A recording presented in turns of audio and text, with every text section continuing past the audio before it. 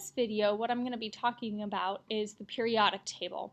And just as a quick introduction, if you see for each box that each element exists in, there are three different important pieces of information that you will find. You will find the atomic number, you'll find the atomic symbol, and you'll find the atomic weight. Remember, the atomic number is the number of protons, the symbol is simply the symbol, and then the atomic weight is the weighted average of the atomic masses. So here's your periodic table right here, and just as a quick review, remember that the periods represent the horizontal rows, while the groups represent the vertical columns. The next piece of information that you need to know is that there are three different types of atoms that you can have. The first are metals, and so if you look, all of the elements that are in brown, those are your metals. Now, there are a couple of important pieces of information about metals that you need to know. Metallic elements, they are lustrous. They have luster, meaning they're shiny. They're good conductors of electricity and heat, and they're also solids at room temperature. So notice most elements on the periodic table are actually metals. So what I would do if I were you, the periodic table that I gave you is actually the periodic table you'll have on the AP. So I would color in addition to the charges that you just wrote, I would also color in the metals. Then the metalloids, those 6 elements, those share both metallic and also non-metallic characteristics, so that's why they're in between the metals and the non-metals. Now, the green elements, those are your non-metals. Notice all of them except for hydrogen are to the right of that ladder, to the right of the metalloids, and they are either gases, solids, or liquids at room temperature, and all of their other characteristics are opposite of that of metals. So for example, they are not lustrous, they are not good conductors of electricity. And then you have your metalloids. The next thing that we're going to be talking about is molecular compounds. Now, molecular compounds are created by having 2 nonmetals bind together. Now, the way that they're bound together is through a covalent bond, and a covalent bond results from the sharing of electrons, which we'll look at a little bit later on.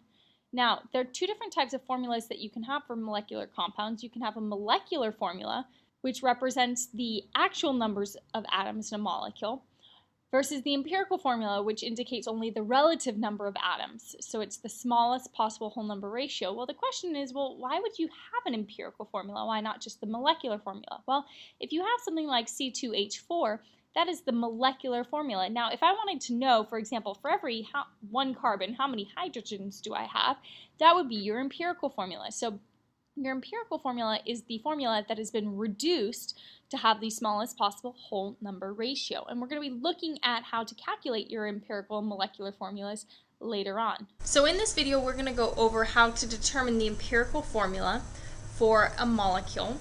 And so really quickly, just as a review, remember the empirical formula is the formula with the simplest whole number ratio.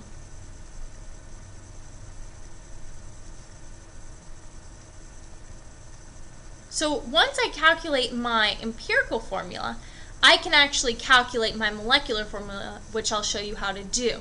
But let's first look at this example. So it tells me I have a compound with carbon, hydrogen, and oxygen. I have 9.1% hydrogen.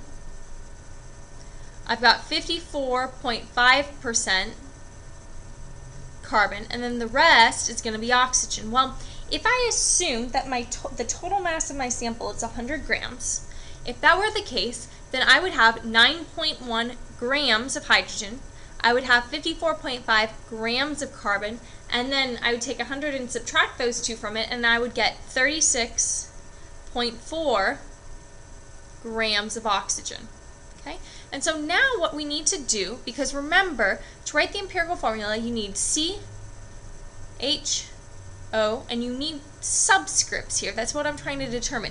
And these represent the number of moles. So I've got to take this value and I've got to convert it into moles. So 1 mole of hydrogen, what I'm going to put on bottom is the molar mass of hydrogen, which is 1.008.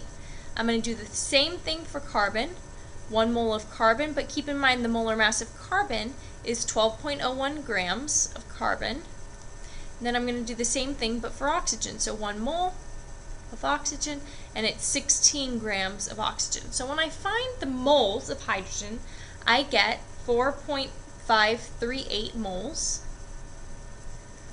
For carbon, what I get is 9.0278 moles.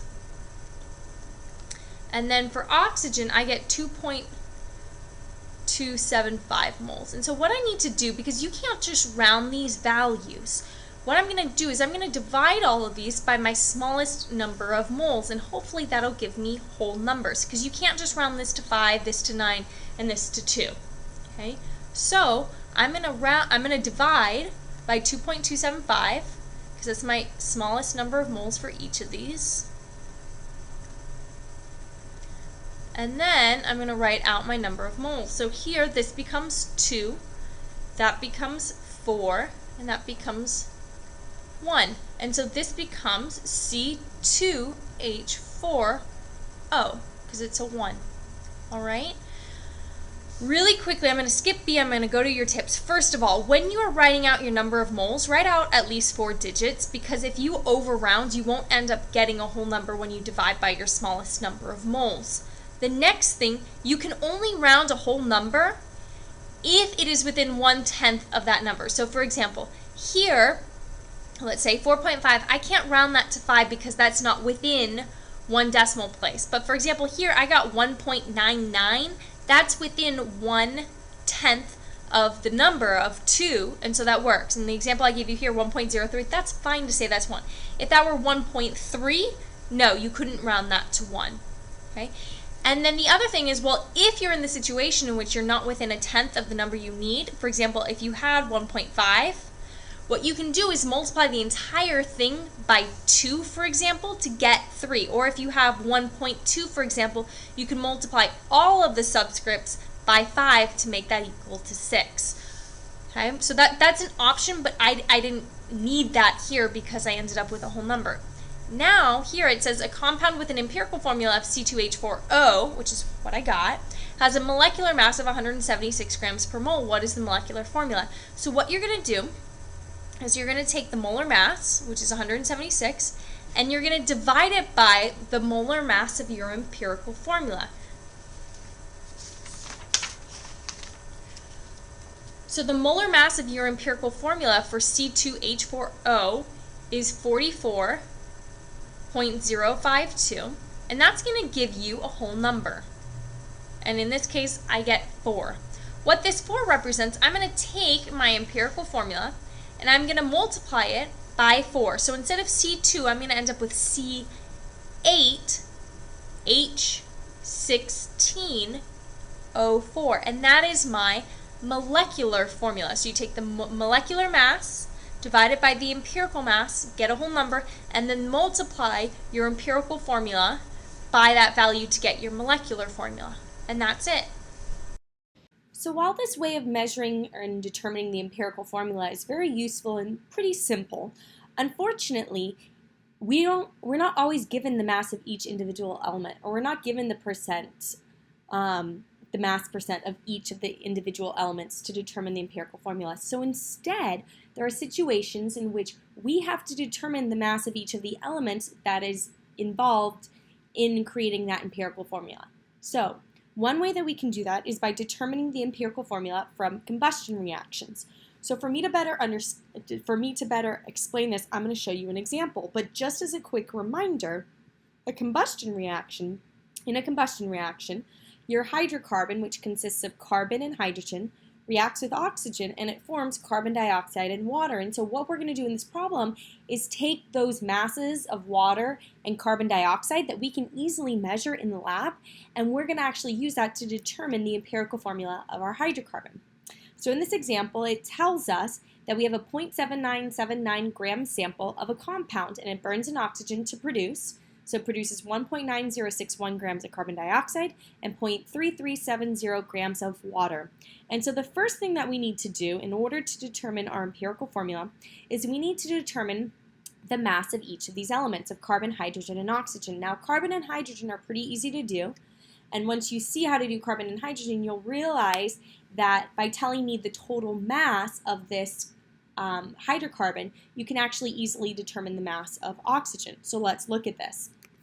So I know that I have 1.9061 grams of carbon dioxide, and I want to get this into grams of carbon. So in order to do that, I first have to get into moles of carbon dioxide by dividing by the molar mass of carbon dioxide. So I'm now in moles of carbon dioxide, that's great, but I want to figure out the grams of carbon.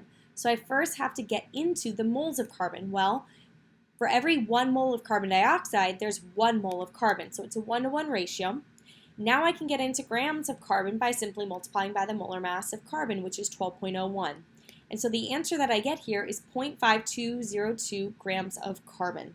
Okay? So that's my mass of carbon. Let's now do that for hydrogen using water. So I'm told I have 0.3370 grams of water. I'm going to convert that into grams of hydrogen. So I'm first going to divide by the molar mass of water. I'm now in moles of water. I can then convert into moles of hydrogen. Now, the only tricky thing here is you've got to keep in mind, for every 1 mole of water, I actually have 2 moles of hydrogen. Okay? That's the only tricky thing. Now I'm in moles of hydrogen. Now I can get into grams of hydrogen by multiplying by the molar mass. And so the value that I get is 0.0377 grams of hydrogen. So my last step is I need to determine the mass of oxygen. Well, the problem is you can't use carbon dioxide and water to determine the mass of oxygen that's in your hydrocarbon, because your hydrocarbon has oxygen, but so does the oxygen that is reacting with the compound itself. So you would end up with an incorrect mass if you tried to convert both of the amounts of oxygen and carbon dioxide and water into grams of oxygen. So instead what we can do is we can note, okay, my total sample has a mass of 0.7579 grams. I know that it consists of carbon, hydrogen, and oxygen. Well, I know that the mass of carbon is 0.5202, so I'm going to subtract that from my total mass and subtract the mass of hydrogen, and that will give me my mass of oxygen. Okay, so I just answered A.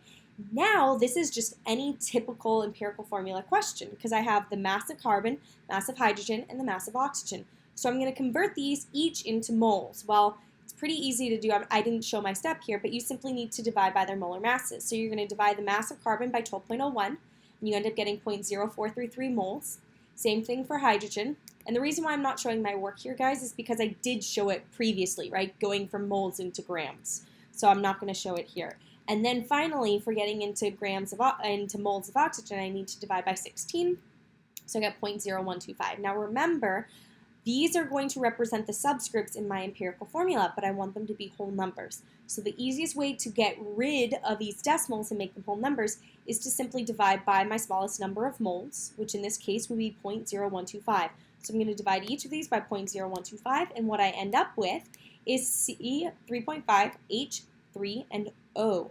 Now, unfortunately, you can't leave it as 3.5, so I've got to take this entire molecule and multiply it by 2. So this becomes C7H6O2, and that's my empirical formula.